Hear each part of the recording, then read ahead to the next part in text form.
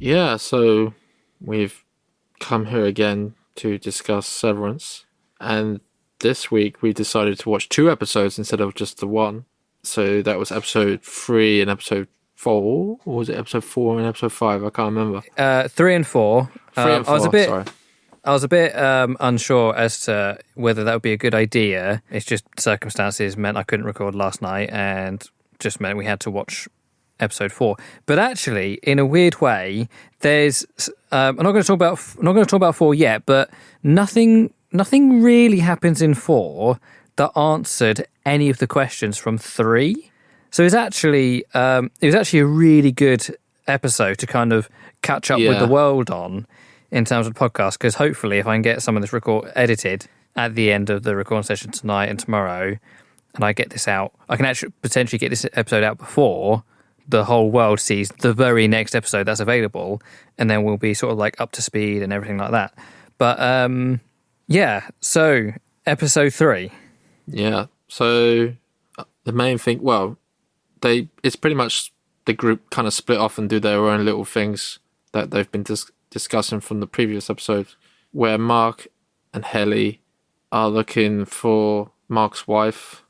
Irvin is looking for the picture that he's got, and the picture that his outie painted has been painting. And Dylan is kind of getting his head turned in terms of meeting his actual wife and spending some time with her and getting to know her and getting to know the kids as well by seeing pictures in that family room that Milchek showed him. But let's discuss Mark and Helly first then. So they go off and they're looking for I don't know, they're basically just looking for a room or somewhere that would indicate that Mark's wife is around. Yeah, they got some posters and they're just basically deciding to distribute posters, I guess. They're trying to find other departments, see what they can find out. Does anyone know who she is? That kind of thing. And then eventually they discover the goat department that they had sort of discovered partway through season 1. Yeah, that was kind of strange, wasn't it? So the first thing that lady says is, "Are you here to kill me?" Whoa, no. We're just coming to see if you know this woman. But it's just part of this whole interdepartmental fear that Lumen are trying to introduce across all the departments. So when MDR and OND first met, they were both very afraid of each other. Dylan was scared. They've all been sort of turned against each other, haven't they? Yeah, and then she rattles the cowbell, and all hell starts breaking loose. You're just what's going? And then all the sheep start turning up, all the people start turning up, and they're saying, "Well, you need." With 15 people or something like that. And you're wondering what's going on. Why is there sheep here? Goats. Oh, sorry. The goats. Why is all these goats here? And what are you doing with the goats? And it didn't really give us any indication on anything. Just a very strange encounter.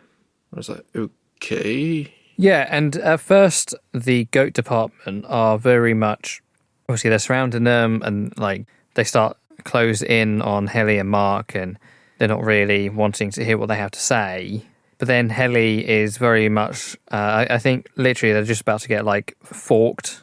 And she's look, shows him a poster. It's do you know who she is? And then one guy's yeah, she was kind of me. She read something nice about my Audi to me. And then they actually finally start talking about her, and we find out that she's done their visits in the goat area itself. It's very interesting because it's MDR is 4 people. We know OND is 10 people. And in this department, it's even larger. And not only that, is that whereas MDR, they went to the meditation room, but this department, Miss Casey came to them within their own area to do the same sort of thing. So it's weirdly inconsistent the way different departments are running inside of the Severance floor. There was another point that I'm kind of trying to think in my head that was leading on from the previous episode with Miss Corbell, where she literally drove off, but then she turned around and she's driving away, but then she's decided no, she actually wants to come back and do something. She wants a job back. She wants to take over the floor again. Take over for Milchek. Yeah, yes, she wants her job back, but I feel like the motivation is different. I feel it's not like she wants her job back because she wants to do the work. I feel like she's invested in this company in some way that's different to just being devoted to a company. Like there's obviously something going on that is sort of like fueling her loyalty and devotion. I feel like she would probably work for this company without being paid. Well, there's something something that's deep down. You can tell she's angry now, and she wants to get back into it. Probably prove people wrong. She has a meeting with Helena, and Helena's like, "Come with us then, and we can discuss this further." But then Cabell gets in a car and just drives off. Well, as they're walking, because this happens in a car park, which was strange. At the Why end would you of have the a meeting in day- the car park? It's like, they didn't have a meeting in a car park. Helena was going home for the day, and Cabell turned up because she just arrived. oh yeah, okay. So they were about to go inside, but then Cabell saw the driver and something about the driver, and the camera sort of like pulled focus to the driver. So there's clearly something about him, whether he's a severed worker, whether he is a family member, I don't know. There's something about him that she recognised, and that threw her and made her turn around and leave. Maybe I don't know. It's not sure. But after seeing him, she hightailed it. Like, I don't know if we actually saw her again. No, that was in it. the episode. She just That was it. And so then we get Irvin basically going back to the other department that O&D. yeah, that Bert is in, and he's talking to that lady, and they kind of like, nothing really happens. They're just having discussions and stuff. But Yeah, they're just reminiscing, talking about Bert and, the various things he did. And he shows her his book of drawing. She's looking through it, and he's showing her like work related stuff. But then he has drawn on the last page, he's drawn on that painting he saw that his outie is drawing. oh yeah, And she recognised this. She recognises she's it. like, we have to send some stuff down there. Yeah, and she's like, that's the export room, and they used to make stuff, they make stuff. The stuff that they make goes out via that door, and they used to take it there themselves, but now someone collects it for them. So it's interesting that they are somewhat related to whatever goes on. Well, maybe it's a testing floor. Maybe there's more. Maybe the lift goes to more places. Not sure. It's interesting that the outie draw that though, supposedly. Yeah, well, there's something that's sort of been said is that. Oh, okay, I don't want to hear it. Let's not talk about like protect. No. It's not. No. It's not spoiler in that sort of sense. And this is something that came through season 1. It's that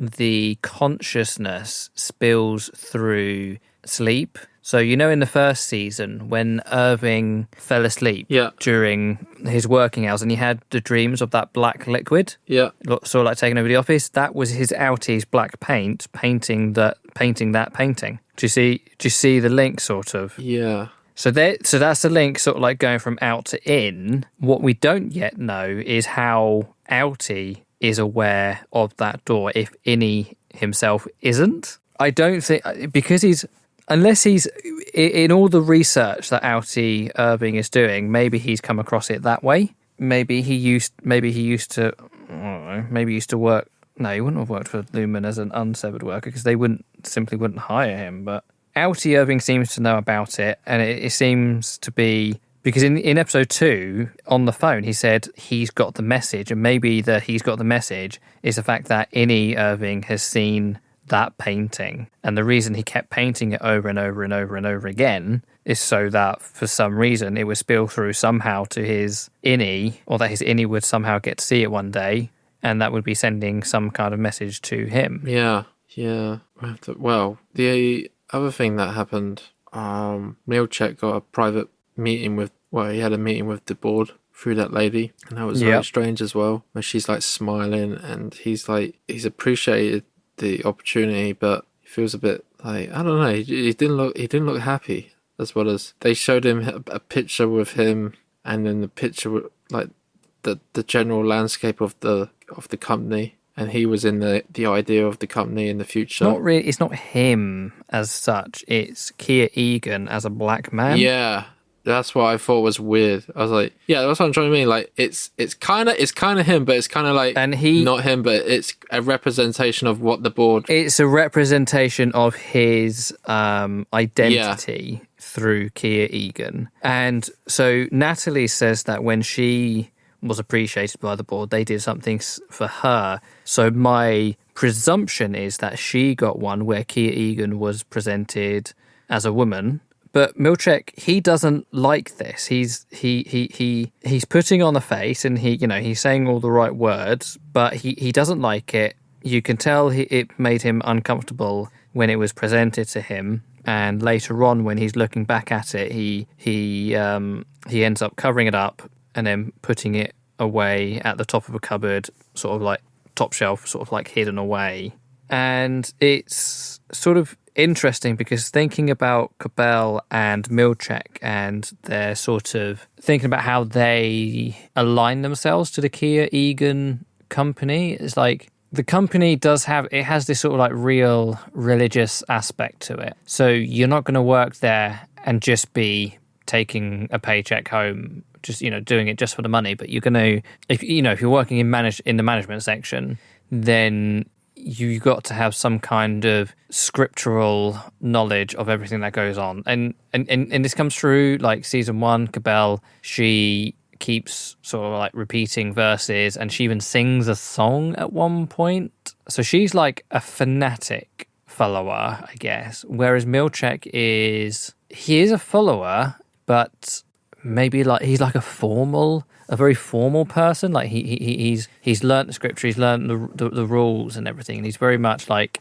yep, we better follow the rules, better follow the guidings and everything like that. But he's not super fanatic about everything. They're similar, but there are large key differences between the two of them, if that makes sense. But he still isn't appreciative of this gesture. Yeah, because it's still, I suppose it's still fresh, and he kind of doesn't trust, because of what's happened before with Cabell, that potentially he could just be get rid of as well at some point, possibly if he steps out of line a little bit. Yeah, and we don't know what racial equality is like in this world. Is it supposed to be the same as our world, where black people are at a do have the same discriminations, or is it a world where all races are equal? So it's not that, but it's just something else. Like we don't really know. This painting just clearly didn't gel with him. Yeah, I really felt bad for Dylan's son. Yeah, well, the outie of Dylan, he just, so his wife meets the innie, then she has to go to work, and he's just like, he's sitting around all day, it's pitch black, his son's just watching TV, and even she says like, you're not very, like, she says to, the wife says to the innie that your outie is not very like good at jobs and just management in general. I was like, this guy, and then she has to go to work in the afternoon. Like, I'm not saying like she shouldn't be working, but she's doing a job that's shift based. So she's a nurse or a police officer or something like that. But that's cool. That's cool. It's when she said like she had to give him instructions how to do something, like clean something. I was like, come on, man. He's just not very on it. And he's got 3 kids as well. It's not just the one; it's 3 kids. He just sits there and they were just watching TV in the dark. That's not good.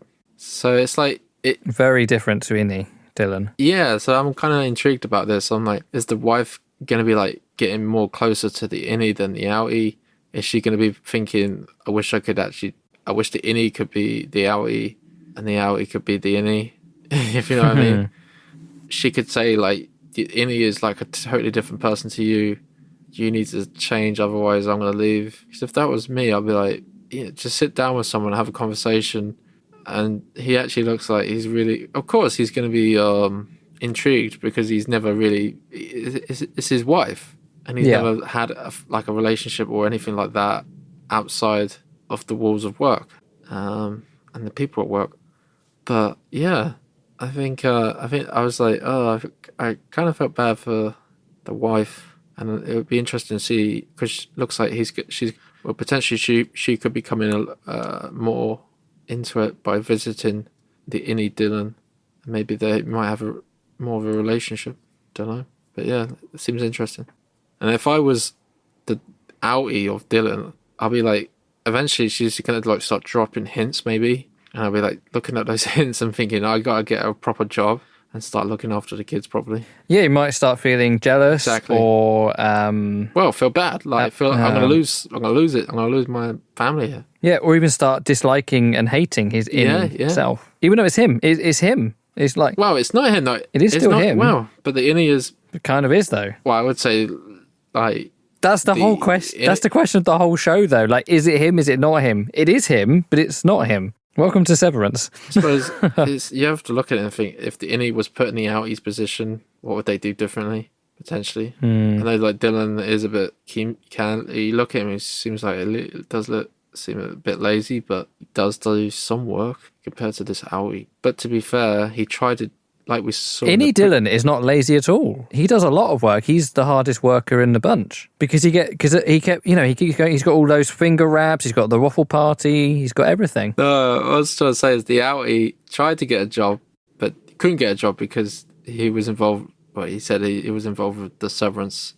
There's that to factor in as well, but he kind of did that to himself. The other thing then, the big thing then, was with Mark, the outie Mark, trying to get his brain aligned with the innie. Reintegration. And so that woman that's from like the first season pops up. Yeah, Regabi. Yeah. But before that, there was something else that happened where one of the workers went to go and see Mark's sister's husband. Oh, Natalie. Yeah, so Natalie visits Rickon. Yeah. And they're going to... So basically what I think what's going on is the UUR, which is the book he wrote and they read in the first series, they know that book is known by the Severance employees. So I think what they're doing as damage control is they're going to work with Rickon and rewrite it so that they can have a version of the book that they have co-authored so that they can... They can still manipulate the innies and control what's going on better than the standard version of that book. So they'll just make a few changes here and there, or they'll tell Rickon they're making a few changes here and there, but the final version that actually goes in will be heavily edited and it will be presented as a completely untouched book, but it will have... I think if you listen to Rickon's book and you listen to the Lumen version of it, they will sound very different. Rickon's will sound like Rickon's and Lumen's will sound like Lumen's. Did you know there is a 1 hour audiobook of the UUR and it has been performed, I forget what the term is, but it's been voice acted or performed by the actor of Rickon, and you hear him reading it in the first season. So you can actually go and listen to the audiobook that is in the show. That's quite cool. But going back to what was happening with Mark Outie, where he wants to get alignment, well, he's just like, he's so desperate to know about his wife, and he asks that lady, he's like, is my wife alive? And she's like, yes, she is alive. Well, he still doesn't believe what his innie was saying. Yeah. So he's trying to send his innie a message by burning a message onto his retina, and he's like timing things to kind of work out how long he would have before it disappears from his retinas.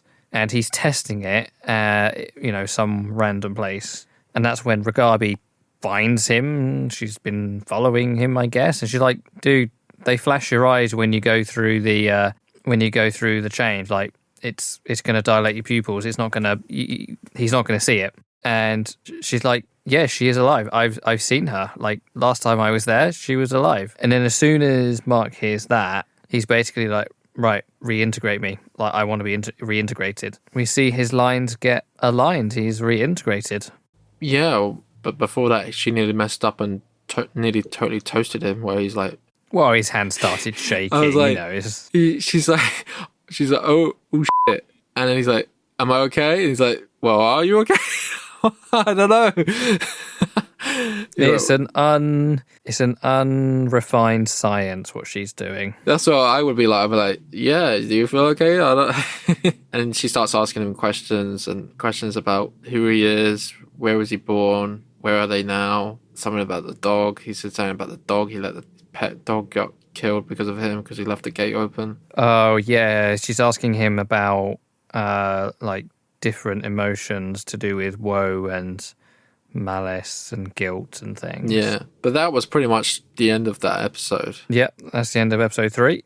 And then the next episode was totally, completely, wildly different to to that episode where they are in a forest with snow, and first we see Irvin turn up and he's shouting, "Hello, anybody there?" And then eventually they all start turning up, and they get told by a TV that this is like a teamwork activity. It's an ORTBO, outdoor retreat and team building occurrence. Yeah, one of those that their outies have authorized. Yeah, I find that hard to believe. Yeah, because it's like I feel like they've just been kidnapped and shoved onto a frozen lake. Well, I don't know, because if you think about it, like he said, like you're going to be doing this for like 2-3 days, so the outie would need to know about this, but that would mean that outie would have to give up 3 days worth of their time and be in a trance. They wouldn't need to give up anything because they just don't exist. They just go to sleep and wake up 3 days later knowing nothing. The only person who would need to be told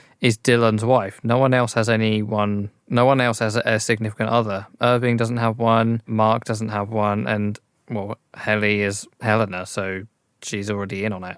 Yeah. Well, let's get to that. But I did find it strange because at first we see another version of Mark appear, which I was first thinking, oh, this is kind of linked to the previous episode. So maybe something has happened where the outie is getting through, or the innie's getting through so the outie would be getting through into the innie and what the innie's currently doing. But then it kind of later on revealed that the others are also there, but it's not their outies. I don't know what they are. It's just like a different version of them. The whole thing, what they're doing is they're following the footsteps of Kia Egan. This is a journey that he and his twin brother did, and he was helped along by his twin. So these 4 people are symbolic of their twins. They're twins that helped them along the way. Right, okay. Because remember the story that is told to them about Kia and his brother? And how they travelled. Oh yeah. They travelled this land. Yeah, that's what they are. They are the twin. So from Mark's perspective, he is in the place of Kia, and his person pointing to him is Dieter Egan, the twin brother who points his way. From Dylan's perspective, he is Kia Egan, and his twin is Dieter Egan. They're representative of, each one of them is representative of Kia and Dieter Egan. That's so good. I was just thinking how this is the thing. It's meant to be batshit insane. But my question is, and this is legit, was it like, are they like in a holographic projection or something? Like, it's just people who look enough like, they're like body doubles. Is that what you think it was? Yeah, because they look like them, but they aren't actually them.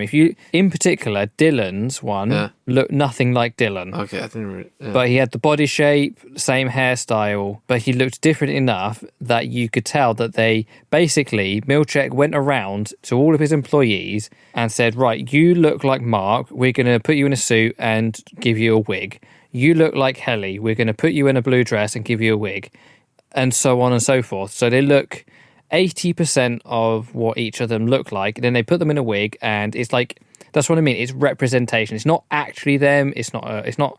I don't even think this is a clone or anything. This is just someone who looks enough like them with a wig on and wearing the right clothes. Because you're seeing them from a distance, so they don't have to look that similar. Get the right body shape, get the right skin tone, and then that's enough. But I suppose the big thing that happens is that Irvin first gets scared, quite rightly, because they're like walking around and like they come across like some sort of animal that's died, and he's suggesting that they should actually start trying to cook this and eat it. Or just eat it. Yeah, and the people are like, whoa, you're a bit crazy. Like Dylan's like, you're crazy. We can't do that. They're not going to do this to us. Why would they do this? They need us. They're not just going to let us starve and die. Also, it's been half an hour, dude. Yeah, come on, that as well. How hungry can you be? Well, I suppose. Well, no, it's not that though. Like We don't know how long it's been. We don't know how long they're going to be. I was just yeah, the thing is, he does make a point. It's like, who knows if they get an opportunity to have, like, if they're not going to get, say, like, they then carry on and not eat or take anything to take with them, and then it turns out there was no animal and they actually did need some food, then you would look back and say, why didn't you do something at that point? So, but I was like the others. I was like, they're not going to let them starve. And then yeah, and then Milchek appears and says that, yeah, we're not going to let you starve, don't worry, we'll never do something like that to you, we value you guys, blah, blah, blah. And they start camping out and just chilling out. before we get to the camp. I mean, he talks about the waterfall. Oh, yeah. And that's when we see all the other people. The tallest waterfall in the world, or the tallest waterfall in the country, at least. The 20-foot high waterfall, that is. I think you said the well. A fifth the size of the Niagara Falls. But this is the truth according to Lumen. And then we see the doubles on the hill. Yeah, at the top of the waterfall, yeah.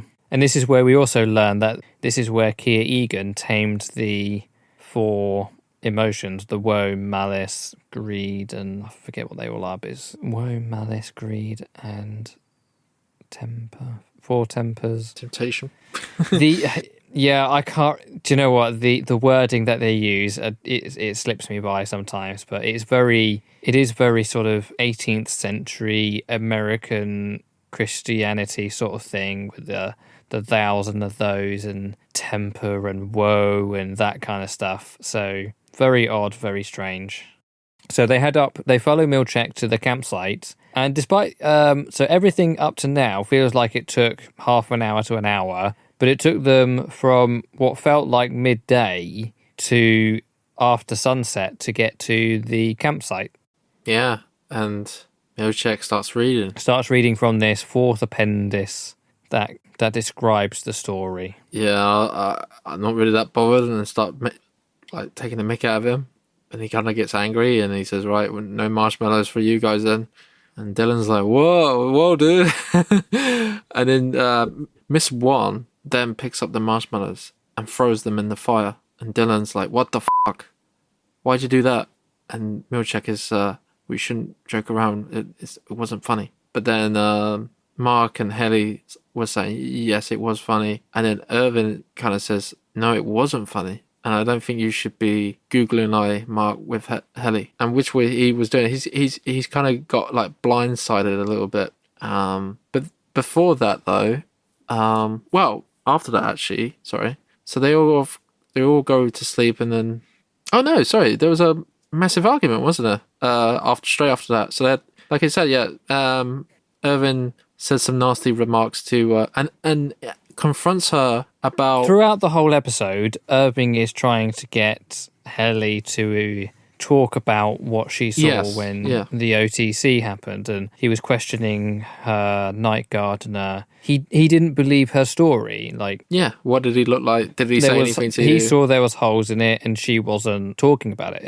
Every single time, she either obviously lied, or diverted the questions. Yeah, and I gotta say, because you told me what you told me, kind of just ruined it, because I was like, yeah, that's not her, instantly. You don't think you would have worked that out by yourself? No, probably not. I would have been like, oh. Gotta be honest, no. I would have been like, maybe she just doesn't want to answer the questions. Why?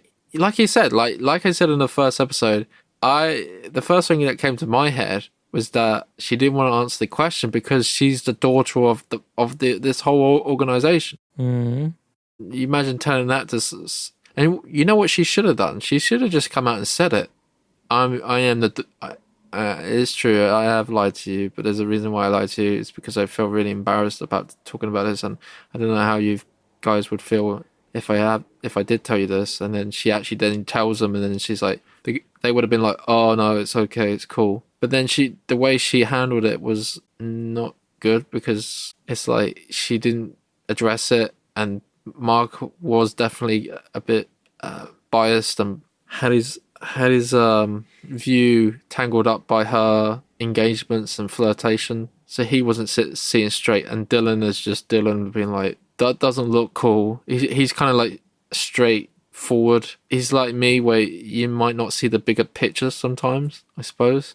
And it's only after the fact that these things get exposed and he's like, oh, sorry, I fucked up. I did the wrong thing. Sorry, I should have backed you, to Irvin. But Irvin is calling her out. She doesn't want to address it. Mark is like, lay off her. Then Mark and Helly go off to their tent to have a bit of romance, while Irvin starts sleeping outside of his tent and has a dream. Well, he's not sleeping outside of his tent. He's wandered off. He's gone all the way back to that seal, which, I mean, that was like hours away. He falls over, drops his torch, and then, yeah, as he's kind of like basically half dying from hypothermia, he kind of has this dream.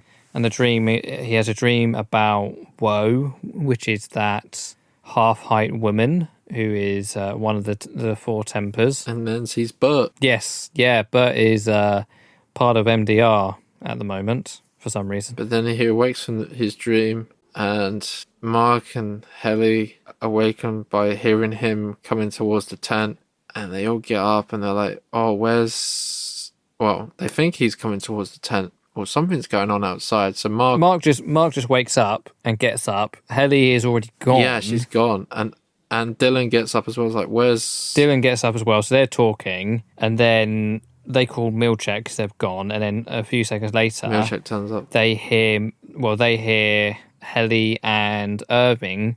Helly has gone down to the waterfall because... So here's what I think happened last night is that... She made that rude joke because she felt that she needed to put on a pretense of being against Lumen, and she thought that being against Lumen, sort of being saying she wants to repent. Is that what you're trying to say? Yeah. So that's what I mean. So she said something. I can't even remember what the words are, but she's negative towards Lumen. She's being blasphemous. She's being blasphemous towards Kia Egan, and it's almost like she's gone down to the waterfall to be like, look, I had to do that to kind of maintain my cover.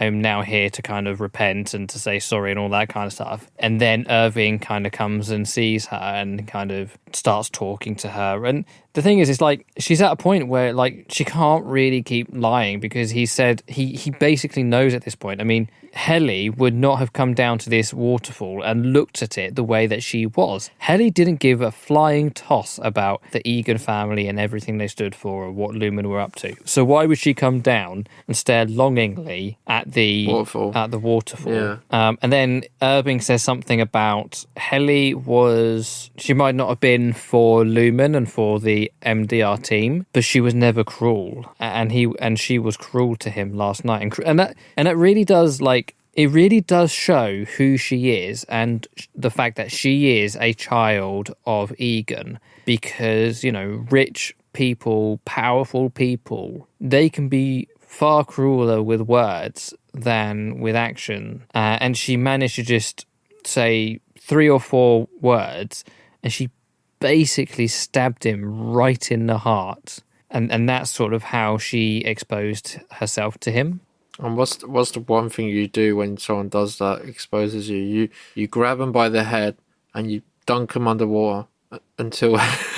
Well, this is him trying to... He knows that... he's saying, say who you are. Obviously, something's going on. Say who you are, or you're going to die. He's basically forcing their hand to do something. I don't know if he knew what they were going to do, whether they were going to remotely... Because, she's got the opposite of the OTC going on. So she is currently in outie mode. And then basically during the head dunking saga, Milchek radios through to disable some protocol. And that enables Helly. So she actually goes from outie to innie. So it's like the OTC, but it's like in reverse, but same sort of... Yeah, that's interesting. So they have the ability to just disable it. And then it could be like, so in a way they could show... If the innies could then show the outies, and somehow instead of the outies trying to get out into the innies world, why don't they try and get the innies into the outies world, and then they can then put it back and then show and then the outies then can say, oh, okay. Well, this was only for Helena. This wasn't for all 4 of them. I know, but possibly they might have some sort of process like they did where they had those like buttons that Dylan had to press all at the same time. Yeah. So there could be some sort of mechanism for that. I imagine they've learnt from their last Right. encounter, and where the security room has been removed, those buttons aren't anywhere that the innies can gain access to now. But the thing that gave it away straight is that she had enough, and she's like, she says to Milchek his first name. Was it like, was it like Sice or something? Something it begins with an S, I think. Seth. Yeah, and I was like, Seth Milchek. yeah, he's like, there you go.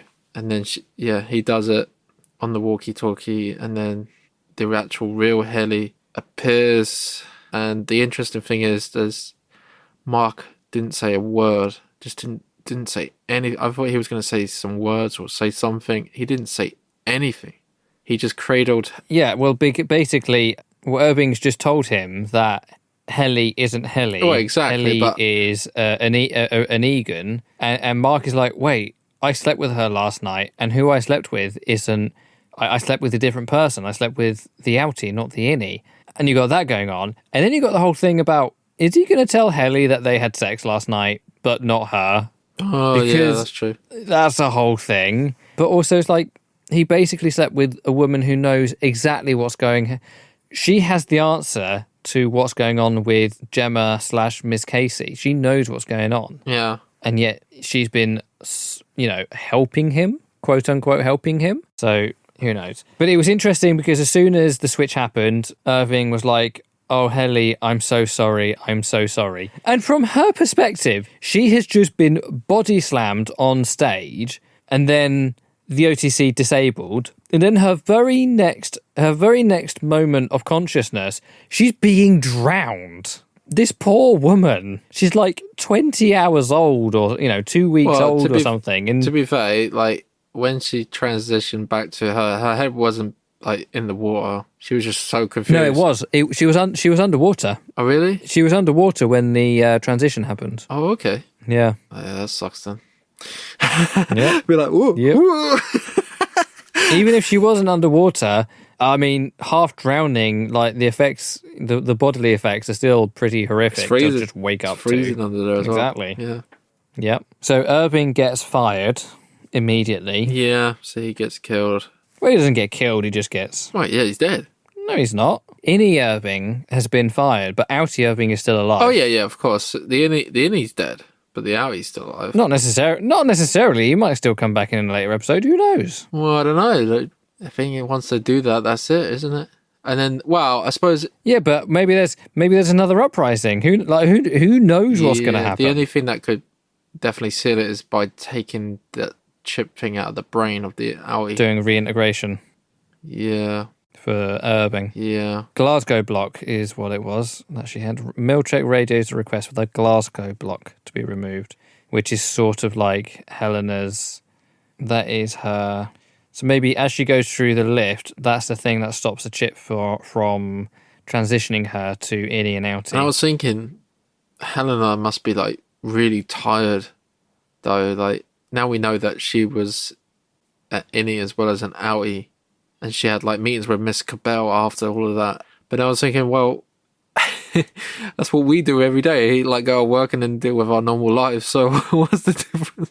I don't know why that came to my head. Like, oh, she must be very tired dealing with going to work and then going home and dealing with stuff at home and stuff. I was like, wait a minute, what am I saying? Like, and the thing is, it's like, I mean, sort of in the same vein, but not quite.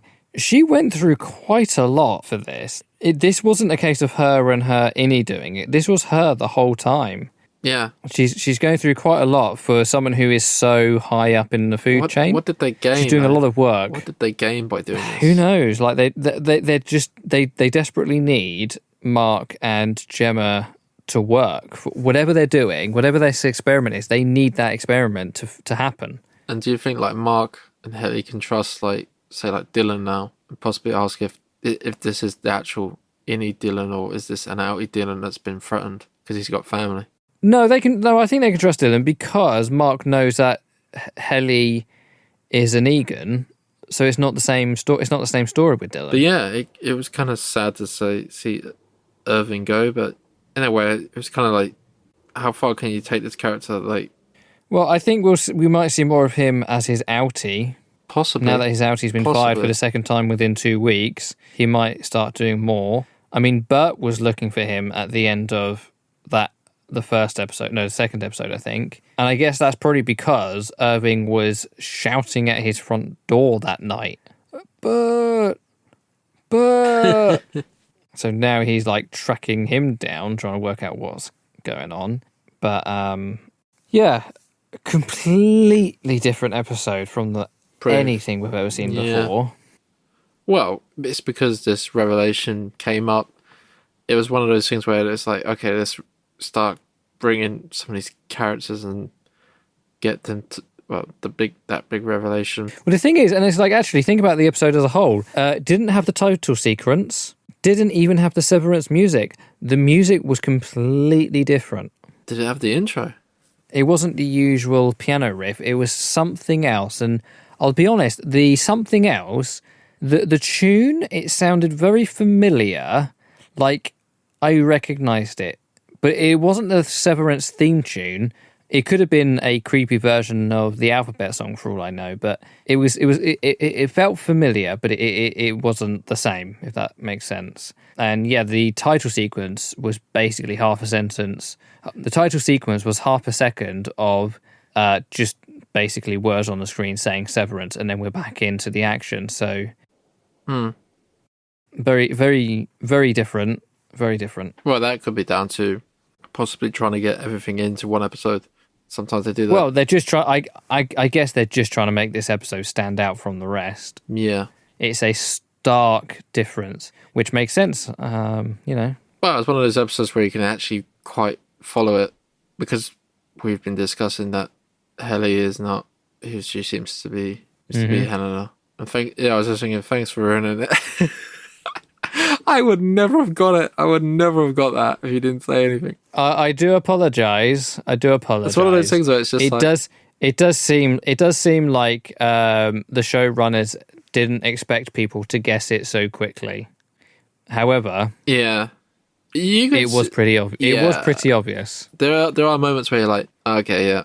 If you don't get told that, it's kind of like... It's easy to not notice it, but if you didn't notice it, if you then go back and watch the first 3 episodes, exactly. It's pretty freaking obvious. Yeah. There's so many differences between Helly in season 2 than there is this Helly in season 1. Yeah, when I was watching, I was like, okay, that's one of those instances there where you can say this person's different and it's not the same person. And if you know that kind of like that suspicion, then it's like, oh, but yeah, like you say, it's one of those things where you could go back and say, oh, that was the evidence of that. So something that didn't get answered in this episode is how the fuck does reintegration work? Because, I mean, I'll be honest, I was sort of under the impression that reintegration was like Innie and Outie Mark no longer existed. It was just Mark with all of the memories of both. But I don't think that seems to be how it's going.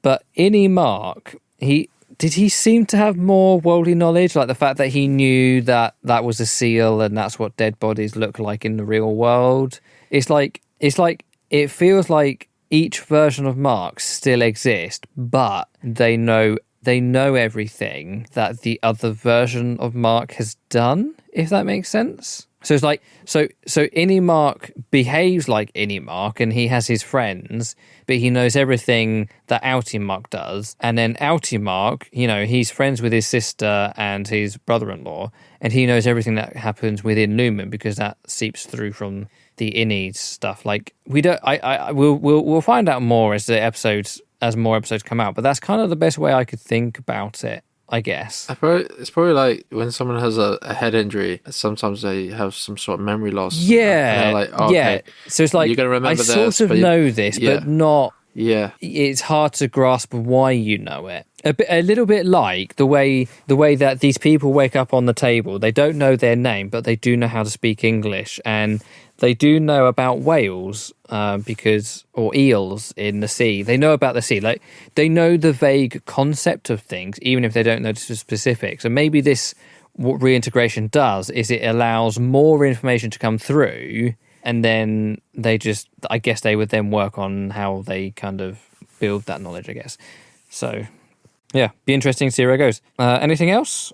Well, it's interesting actually because I think my membership runs out on the 14th as well on that day. So, But why did it run out on the 14th? Because it was only a month. Well, you're going to have to pay for it then, aren't you? No, because surprisingly, if you sign up to the Curry's Rewards, you get 3 months of Apple Plus for free. Well, there you go. There.